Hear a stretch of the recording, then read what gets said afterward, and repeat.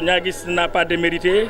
Et Boulom, vraiment, je pense qu'après tant d'efforts et de sacrifices, surtout si on voit le parcours des deux équipes, Boulom a mérité amplement ce titre-là. Donc je pense qu'aujourd'hui, il n'y a pas de vainqueur ni de vaincu. Blague à part, moi j'ai été très séduit parce que je ne m'attendais pas, n'est-ce pas, à ce genre de football. Et ce que j'ai vu aujourd'hui me réconforte dans mon idée. Et à mon avis, tout ce que nous avons fait comme effort pour que la soirée soit belle, la journée soit belle, nous ne l'avons pas regretté parce que sur le terrain, nous avons vu deux bonnes équipes, même si derrière, il y avait deux styles différents, mais quand même le meilleur a remporté. Et Boulom, encore une fois, je vous tire mon chapeau et si je les entends vraiment scander, n'est-ce pas, certaines chansons, vraiment j'ai des frissons. C'est comme si c'est moi-même qui venais de gagner ce trophée. Donc par rapport au projet Niaguis Football Club, c'est une demande sociale, j'allais dire. Moi, je n'avais pas vocation de créer ce trophée et le président de la Ligue régionale l'a dit.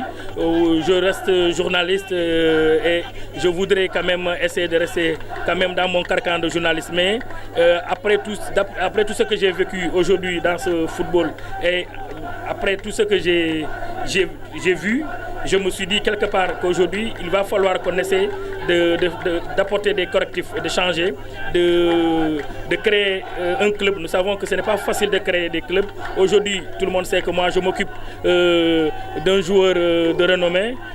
Ça prouve à suffisance que nos garçons, s'ils croient en ce qu'ils font, vraiment, ils y arriveront. Aujourd'hui, si des joueurs comme Sadio sont arrivés à ce stade-là et qu'ils ont mis à côté des fils du terroir, c'est parce que quelque part, on croit en nous, on se regarde quand même tous les jours, les yeux dans les yeux, et on se dit la vérité. Donc moi, je pense qu'aujourd'hui, ce sera un échec pour moi si jusqu'à la retraite, on n'a pas un footballeur professionnel. Donc là, je pense qu'on va tout faire pour quand même se battre. On ne promet rien à personne. Ce qu'on fait, c'est de mettre les jeunes dans des conditions de performance et après le reste, ça viendra.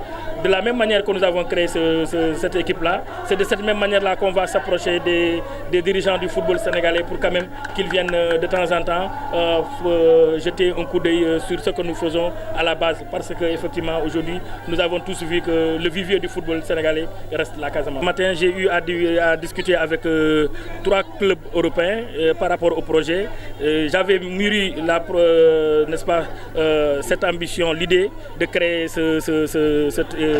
d'abord une académie depuis 2015. À un moment donné, moi j'ai vécu à Marseille et j'étais obligé de repartir voir les dirigeants de Marseille, en l'occurrence Jean-Philippe Durand, qui m'avait promis. Mais malheureusement, il a été évincé. Bon, à un moment donné, il est parti. Mais aujourd'hui, effectivement, j'avoue que j'ai renoué le contact avec certains responsables du football européen, dont je vais taire le nom.